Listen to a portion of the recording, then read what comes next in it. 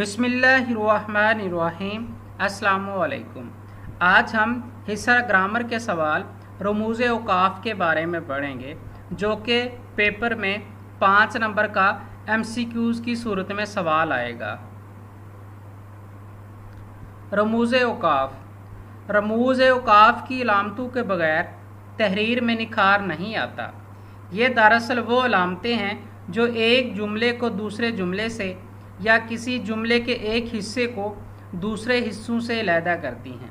रमूज़ औकाफ की मदद से पढ़ने वाले को मालूम हो जाता है कि जुमलों को किस तरह पढ़ना है या जुमले के किस हिस्से को किस तरह से अदा करना है और कहाँ कहाँ और किस जगह किस कदर ठहरना है। अगर ये अलामतें ना हों तो इबारत का मफ़हूम और मतलब समझने में दुश्वारी का सामना करना पड़े। रमूज़ औकाफ का आगाज़ बगदाद, दमिश्क, उंदलस के अरब उलमा ने किया। अहले यूरोप ने उलमाए उंदलस की तकलीद की और थोड़े से तग़य्युर से इन्हीं औकाफ को अपने यहाँ राइज किया और आज दुनिया की हर ज़बान में रमूज़ औकाफ का इस्तेमाल किया जाता है। उर्दू के रमूज़ औकाफ दर्ज झैल हैं। जो पहला रमूज़ औकाफ आता है इसका नाम है सक्ता, दूसरे का नाम वक्फ़ा, तीसरे का नाम राब्ता, चौथे का नाम तफसीलिया, पाँचवें का नाम ख़त्मा, छठे का नाम इस्तफ़हामिया, सातवें का नाम नदाइया, आठवें का नाम वावैन, नौवें का नाम कौसैन और आखिरी ख़त। अब हम इनकी तफसील जानते हैं। इनकी तफसील से पहले ये जो पहले 4 रमूज़ औकाफ हैं इसके लिए उर्दू में एक लफ्ज़ है सूरत सीन से, यानी सीन से सक्ता, वा से वक्फ़ा, रे से राब्ता, ते से तफसीलिया। तो इस लफ्ज़ को याद करने से इन चारों की तारीफ़ें तैयार करने में भी आपको मदद मिलेगी। अब हम इनकी तारीफ़ें, इनके मुख्तसर नाम और इनका जुमलों में इस्तेमाल इनके बारे में पढ़ते हैं। तो जो सबसे पहला रमूज़ औकाफ है सक्ता, इसकी अलामत आपके सामने मैंने इधर लगाई है, उल्टा वो इसकी ये अलामत है। उसके बाद सक्ता या इसको वक्फ़े खफीफ भी कहते हैं। याद रखने ये दोनों नाम आपने तैयार करने MCQs की सूरत में पूछे जाते हैं कि सक्ता का दूसरा नाम क्या है, तो आपने लिखना है वक्फ़े खफीफ। ये नाम आपने लोगों ने लाजमी याद करने हैं। उसके बाद इसकी मुख्तसर तारीफ़ बनेगी मुख्तसर तरीन ठहराव। सक्ता की तारीफ़ बनेगी मुख्तसर तरीन ठहराव, यानी बहुत ही कम ठहराव। इसकी जो जुमलों में इस्तेमाल किस तरह से आएगा कि जुमले में मुख्तलफ़ अस्मा को अलग करने के लिए सक्ता की अलामत इस्तेमाल की जाती है। मसलन असलम सक्ता की अलामत, अकरम फिर सक्ता की अलामत, अमजद फिर सक्ता की अलामत और नासर आ जाएं। तो ये सक्ता का इस्तेमाल की मैंने इधर आपके सामने मिसाल लिखी है।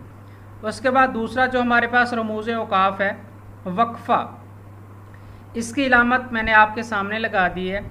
इसका दूसरा जो नाम है वक्फ़ा या निस्फ़ वक्फ़, वक्फ़ा या निस्फ़ वक्फ़। इसका जो मुख्तसर तारीफ़ बनेगी मुख्तसर ठहराव। छोटे जुमलों को मिलाकर एक जुमला बनाने के लिए वक्फ़ा इस्तेमाल हुआ जाता है। जैसे कि मसलन शहद सेहतमंद ग़ज़ा है, आगे वक्फ़ा की अलामत, ये लजीज़ और ताकतवर है। इससे हमें मालूम हुआ कि ये मुख्तसर ठहराव हमने किया और ये इबारत मुकम्मल हो गई है, ये जो लाइन है मुकम्मल हो गई है। तो इसमें ये अलामत वक्फ़ा की है। तीसरे रमूज़ औकाफ की तरफ चलते हैं। तीसरा जो हमारे पास रमूज़ औकाफ है इसका नाम है राब्ता। तो इसकी अलामत आपके सामने है। ये अलामतें भी आपने तैयार करनी है, ये भी MCQs की सूरत में पूछी जाती हैं। इसका दूसरा नाम है राब्ता या वक्फ़े लाज़म। राब्ता या वक्फ़े लाज़म, इसकी मुख्तसर तारीफ़ बनेगी ठहराव। किसी का कौल नकल करने या साबका जुमले की वजाहत के लिए राब्ता की अलामत इस्तेमाल होती है, जैसे कि असलम अस्सलामु अलैकुम। तो बीच में ये जो अलामत है ये राब्ता की इस्तेमाल हुई। दूसरी मिसाल देखते हैं, सच है, ये राब्ता की इस्तेमाल हुई अलामत। इत्फाक में बरकत है। उसके बाद चौथे रमूज़ औकाफ की तरफ चलते हैं। जो चौथा रमूज़ औकाफ है हमारे पास, इसका नाम है तफसीलिया। इलामत आपके सामने ब्रैकेट में मैंने लिखी है, तो इसका इस्तेमाल देखते हैं। किसी बात की तफसील बयान करने के लिए जो अलामत इस्तेमाल की जाती है उसको तफसीलिया कहते हैं। मसलन पाकिस्तान की अहम ज़री अजनास दर्ज झैल हैं। आगे ये जो अलामत तफसीलिया की इस्तेमाल हुई, गंदम, कपास और चावल है। इसके बाद पांचवा जो रमूज़ औकाफ हमारे पास है, ख़त्मा। इसकी अलामत आपके सामने है ब्रैकेट के अंदर। इसका दूसरा नाम बनेगा ख़त्मा या वक्फ़ मुतलक, ख़त्मा या वक्फ़ मुतलक। इसकी मुख्तसर तारीफ़ बनेगी मुकम्मल ठहराव। MCQs की सूरत में मुख्तलिफ तरह से आपसे पूछा जाएगा, यानी मुकम्मल ठहराव किसको कहते हैं, तो आपने याद रखने ख़त्मा को। ये अलामत दे देंगे, पूछेंगे ये किस चीज़ की अलामत है, तो आप लोगों ने ये बताना होगा ये ख़त्मा की अलामत है। इसके बाद वक्फ़ मुतलक का दूसरा नाम क्या है, तो आप लोगों ने ये लिखना होगा कि ख़त्मा। अंग्रेज़ी मुख़फ़्फ़ात में इस्तेमाल होती है। ख़त्मा अंग्रेज़ी मुख़फ़्फ़ात में इस्तेमाल होता है, जैसे डॉक्टर असलम MPhil PhD थे, तो ये जो अलामत है ये ख़त्मा की इस्तेमाल हुई है, यानी PhD ये जो अलामत इनमें बीच में इस्तेमाल हुई है, तो ये ख़त्मा की अलामत है। उसके बाद छठे रमूज़ औकाफ की तरफ चलते हैं। सवालिया, इसकी अलामत मैंने आपके सामने लगा दी है। सवालिया या इस्तफ़हामिया, इसका दूसरा नाम है इस्तफ़हामिया। इसकी अलामत आपके सामने है। इसका मतलब दरियाफ्त करना या मालूम करना, मसलन किसी से सवाल करना। मसलन आपके मिजाज कैसे हैं, तो ये सवालिया की अलामत है। आप किधर जा रहे हैं, तो अलामत सवालिया की आ रही है। उसके बाद सातवां जो रमूज़ का हमारे पास है, निदाइया। इसकी अलामत आपके सामने है। किसी को पुकारना, नदाइया किसी को पुकारना, यानी जनाब अली, नदाइया की अलामत आएगी जनाब वाला, नदाइया की अलामत आएगी। इसी तरह अलामत यही है। और एक जो लफ्ज़ है इस्तेजाबिया, यानी अगर आपसे पूछा जाए इस्तेजाबिया की क्या तारीफ़ है, तो आपने लिखना है कि तमन्ना या काश के मानों में आएगा। सॉरी मैंने इधर नुक्ते नहीं लगाए, तो तमन्ना या काश के मानों में ये लफ्ज़ आएगा इस्तेजाबिया। उसके बाद हम आगे चलते हैं। जो हमारे पास फ़जाइया की अलामत है, तो उसकी भी यही अलामत है, जैसे कि नदाइया की है, इस्तेजाबिया की है और फ़जाइया की, तीनों की एक ही अलामत है, लेकिन इनका इस्तेमाल मुख्तलिफ है। यानी ये जज्बात और एहसासात के इजहार के लिए भी इस्तेमाल की जाती है। इस अलामत को जज्बात और एहसासात के लिए भी इस्तेमाल किया जाता है, किसी को पुकारने के लिए भी इस्तेमाल किया जाता है, और जज्बात या एहसासात के लिए भी इस्तेमाल किया जाता है, और आह के मानों में भी आता है। वह अलामत आएगी फ़जाइया की, हम जीत गए, हम जीत गए। अगर इधर मैं एक लफ्ज़ लिखूं काश हम जीत जाते, तो ये जो फ़िक्रा ये इस्तेजाबिया का होना था। तो ये छोटी छोटी पॉइंट्स है इसके, ये आप लोगों ने याद रखने हैं। उसके बाद जो नावे नंबर पे हमारे पास रमूज़ औकाफ है, उसकी अलामत मैंने आपके सामने लगाई है वावैन, इसकी ये अलामत है।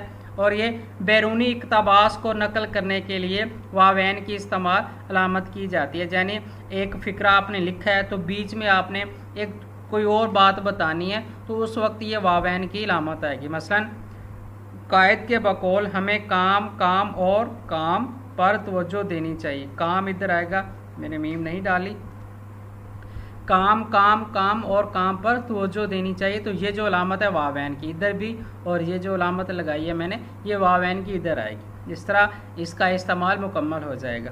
उसके बाद 10वें नंबर पे जो हमारे पास रमूज़ औकाफ है, ये है कौसैन की। ये आपके सामने मैंने इसकी अलामत लगाई है। इसको जुमला मोतअर्ज़ा भी कहते हैं। याद रखना, ये MCQs की सूरत में काफ़ी दफ़ा पूछा जाता है। कौसैन का दूसरा नाम है जुमला मोतअर्ज़ा। जुमला में अज़ाफ़ी वजाहत के लिए कौसैन की अलामत इस्तेमाल की जाती है। मसलन शायर मशरक़, अल्लामा इकबाल। अल्लामा इकबाल, जब आपने शायर मशरक़ का मतलब ही अल्लामा इकबाल है, तो हमने आगे और वजाहत के लिए अल्लामा इकबाल का नाम भी लिखी है। तो ये जो अलामत मैंने इधर लगाई है ये कौसैन की है। ने हमें खुद ही का पैगाम दिया। उसके बाद है 11वें नंबर पे ख़त। خط کی یہ جو علامت میں نے بریکٹ کے اندر لگائی ہے یعنی ایک سادہ سی لکیر ہے، خط یا اس کو لکیر بھی کہتے ہیں۔ جملہ میں اچانک تبدیلی اگر کرنی ہو، اگر آپ نے جملے میں اچانک تبدیلی کرنی ہو تو خط کی علامت استعمال کی جاتی ہے، جیسے میں آنا چاہتا تھا، میں آنا چاہتا تھا، یہ علامت خط کی ہے۔ اس کے بعد ایسا نہ ہو سکا، اس کے بعد پھر خط کی علامت، ہم نے پھر عبارت کو چینج کر دیا، لائن میں کوئی اور بات شروع کر دی، قسمت کو اور ہی منظور تھا۔ تو اس طرح اگر علامتیں استعمال کی جائیں تو یہ خط کی ہوتی ہیں، اور اگر جملے میں یا ایک لائن میں اچانک کوئی اور موضوع کے اوپر بات کرنی ہو تو یہ خط کی علامت استعمال ہوتی ہے، یہ آپ نے یاد رکھنا ہے۔ 12ویں نمبر پہ ہمارے پاس جو رموز اوقاف کی علامت ہے اس کو کہتے ہیں علامت حذف۔ یہ بھی کافی دفعہ حصہ نثر میں استعمال ہوئی ہے، اردو میں استعمال ہوتی ہے علامت حذف۔ یہ جو میں نے سامنے آپ کی علامت حذف کی یہ نشانی بھی لگا دی ہے، یہ علامت حذف ہے۔ جس کے بعد جب ذکر مناسب نہ ہو چند لفظوں کے درمیان علامت حذف لگائی جاتی ہے، یعنی تم باز آ جاؤ ورنہ یعنی ہماری بات آگے چل رہی ہے تو ہم نے یہ علامت حذف لگا دی ہے۔ خدا ان کی مدد کرتا ہے جو آگے علامت حذف لگا دی ہے۔ تو اس طرح یہ جو بات ہے یہ چل رہی ہے ہماری۔ اس کے بعد 13ویں نمبر پہ جو رموز اوقاف ہے علامت ترک، یہ جو علامت میں نے آپ کے سامنے لگائی ہے تو یہ علامت ترک کی ہے۔ اس کے بعد عبارت میں کوئی لفظ لکھنے سے رہ گیا ہو تو یہ علامت لگائی جاتی ہے، جیسے کہ مثلاً کہ میں نے لاہور ہے، آگے جانا بھول گئے ہیں تو اگر آپ نے لکھنا ہے جانا تو پہلے یہ علامت لگائیں گے، پھر اوپر اس کے جانا لکھیں گے، یا جانا لکھ کے اس کے اوپر یہ علامت لگائیں گے تو یہ فقرہ مکمل ہو جائے گی۔ جیسے کہ میں نے اس سے دل کی ساری بات کہہ دی، مثلا یہ جو سے ہم سے بھول گیا لکھنا ہے، میں نے اس دل کی ساری بات کہہ دی تو پہلے ہم نے یہ جو علامت ہے یہ سے کے اوپر ایسے لگا دیں گے، ٹھیک ہے۔ اس کے بعد نیچے سے لکھ دیں گے تو پتہ چل جائے گا کہ یہ جو ہماری لائن ہے یہ مکمل ہو گئی ہے، اس میں کوئی غلطی تصور نہیں ہوگی۔ اس کے بعد آخری جو رموز اوقاف ہے ہمارے پاس تخلص، اس کی یہ علامت ہے تخلص کی۔ اس کے بعد شاعر کے ادبی نام پر یہ علامت لگائی جاتی ہے، یعنی اگر جب کوئی شاعر اپنے شعروں میں اپنا تخلص استعمال کرتا ہے، اپنا نام استعمال کرتا ہے تو اس کے اوپر یہ علامت لگائی جاتی ہے، جیسا کہ غالب بہت بڑے شاعر تھے تو یہ لائن لکھیں گے تو غالب کے اوپر ہم یہ تخلص کی علامت لگا دیں گے۔ یہ تو تھے رموز اوقاف جو کہ آپ کے پیپر میں آئیں گے۔ اس کے بعد مزید رموز اوقاف بھی ہیں، ان کی بھی ہم بات کرتے ہیں۔ یہ جو رموز اوقاف میں نے آپ کے سامنے لکھے ہیں، حاشیے کی علامت اس میں کون سے، یہ MCQs کی صورت ہے۔ حاشیے کی علامت کیا ہے جی؟ جیم اس کا جواب ہے، یہ حاشیہ کی علامت ہے۔ اس کے بعد خط فاصل کی علامت کیا ہے؟ تو یہ خط فاصل کی علامت آپ کے سامنے، یہ بھی علامتیں آپ نے تیار کرنے، یہ بھی MCQs کی صورت میں پوچھی جاتی ہیں۔ اس کے بعد علامت مصرع کیا ہے؟ علامت مصرع کیا ہے؟ یہ عین، یہ بے اس کا جواب ہے، یہ علامت مصرع کی ہے۔ اس کے بعد علامت شعر کیا ہے؟ یعنی آپ نے جب شعر لکھنا ہے تو اس کی کیا دو علامتیں، ایک ادھر یہ دی ہوئی ہے، ایک میں آپ کو پھر بتاؤں گا جب یہ سمجھاؤں گا، تو یہ علامت شعر کی ہے، ٹھیک ہے۔ اس کے بعد علامت تخلص کیا ہے؟ جو اس کا الف جواب ہے، یہ علامت تخلص ہے۔ اس کے بعد خط زنجیر، خط مخفی یا خط حذف، اس کی علامت کیا ہے؟ تو اس کا بھی یہ جیم آئے گا، یہ ہے خط حذف، خط زنجیر یا خط مخفی کی یہ علامت ہے۔ امید ہے اس ویڈیو کو دیکھنے کے بعد یہ جو 5 نمبر کا سوال ہے آپ کو اچھی طرح تیار ہو جائے گا، کیونکہ میں نے بڑی محنت سے اس میں ہر چیز اوکے کر دی، ہر چیز واضح کر دی ہے، اس میں آپ کو اب کوئی ابہام نہیں ہوگا۔ امید ہے اس ویڈیو کو دیکھنے کے بعد آپ اس کو جو سوال ہے اس کو اچھی طرح سے تیار کر لیں گے اور اپنے علیحدہ پیجز پہ ہر چیز اس کی نوٹ کر لیں گے، تو اس کو پھر تیار کریں گے تو آپ کو انشاءاللہ یہ سوال ہے اس میں کوئی پریشانی کا سامنا نہیں کرنا پڑے گا۔ امید ہے آپ ہمیشہ خوش و خرم رہتے ہوں گے اور اپنی اسٹڈی پر توجہ دے رہے ہوں گے۔ اپنی دعاؤں میں یاد رکھیے گا۔ السلام علیکم۔